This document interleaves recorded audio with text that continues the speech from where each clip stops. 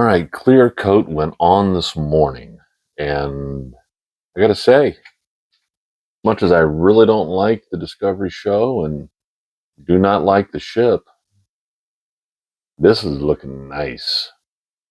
This is the best looking snap fit kit that I've put together so far. I mean, it just pops. Everything came together. Everything's looking really good. And let me see here. Pops right up. All the colors are looking good there. Like I said, with that silver reflective, what light gets through to the blues and to the reds just reflects back out and just gives it a little bit extra going there. And it's looking pretty. Plus, having this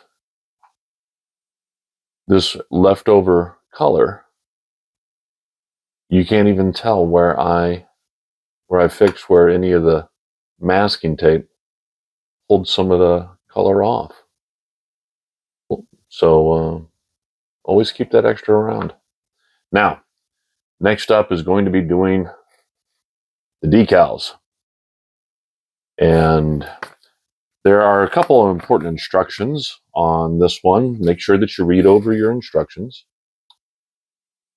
Right here, it says to apply first these decals: 57, 53, 57, 58, 59, and 60. 53 is going to be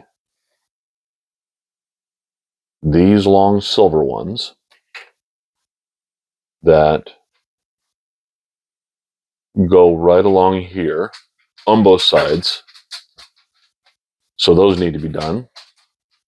The 57, 58. Well, 57, let me see. You look at the box. 57 and 58 are going to be, well, trying to get this in frame. 57 goes here, 58 goes on the port side, starboard side, port side. And, well, the 59 and 60, we already talked about those because those are the decals right here and here, which I didn't pay enough attention that there were decals, so I went ahead and painted those in anyway, masked them off and painted them, and I like the way mine look. So I'm not going to put these decals over the top of that lovely bronze work. So I'm going to skip that. Now, the other thing, so I need to do the 53, 57, and 58 first. And the other important thing to note is because of, the roundness and the curves, laying the flat decals on those, you need to cut some relief things. And that's what they're talking about right here when they're saying that you want to make sure to cut in all the spots marked. So there's little dotted lines that they put at all the spots that you need to make some relief cuts in so it lays down properly. So when you're doing that, after you cut the decals out, for those who do not know, if you have a nice sharp blade, which they're cheap, get yourself a lot of sharp blades. It's a 120 pack. I think it cost me like $5 for 120 blades. So you make sure when you're cutting, you don't have to, do some kind of Frankensteinian surgery here. Frankensteinian? Anyway, basically, if you have a nice sharp blade, you just let the weight of the blade rest down, and then you pull it across, and that's enough to score and cut that so that it cuts the decal on top and does not cut the under paper. Under paper. Yeah, it's a word. I'm using it. Anyways, so that's the next step, is first to put on 53, 57, and 58, 59 and 60, the cockhead. And once I get those on, then time to start making relief cuts. So, you know what? I'll come back after I put on the first ones.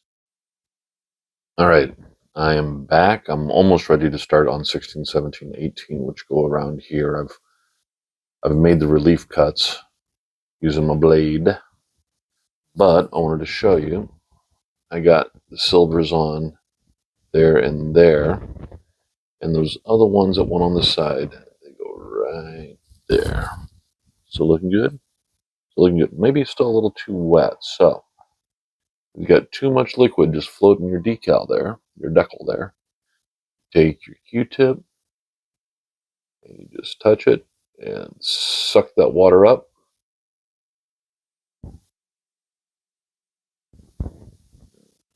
Nice little roll across. Bob's your uncle. You're done. All right. But now it's time to move on to what numbers? 16, 17, and 18. As displayed right there. Well, got all the bottom decals on right now. And still very fresh. So what's going to happen now is I'm going to let them set for a couple of hours, maybe an hour or so, and then I'm going to start using the microsol, excuse me, start using the microsol and get them to really lay down. I have to say, some good things and some bad things about these decals. The good things were they were very durable, very rugged, nice vinyl, went on very well. Bad thing was some of them, such as like these ones right here, 31, 32, I think they were, very large, hard, a little unwieldy to work with. And for some strange reason, I'm not sure if it is the clear coat or what, or if it's these decals, but they did not like sliding. They're not very slidey. I mean, I had the area drenched with lots of liquids, and they didn't like sliding. I don't know if it is the clear coat or what, but they were a booger bear to work with. But at the same time, very forgiving. So pluses and minuses. Little column A, little column B. Well, I am basically done now. I just have to let the decals set. I've been using the microsol. God, why do I always get those two mixed up? I'm using the microsol on the decals to get them to lay down, and I'm going to let those rest overnight, and then tomorrow I will spray with the gloss coat matte and take some final video shots, some glamour shots with that. Although I have to say, it's been a pretty nice kit to put together. It's been a nice kit. I can't complain about the kit at all. Even though the ship is not my favorite, and it's been a good kit. The decals that come with it are very good. They're very forgiving.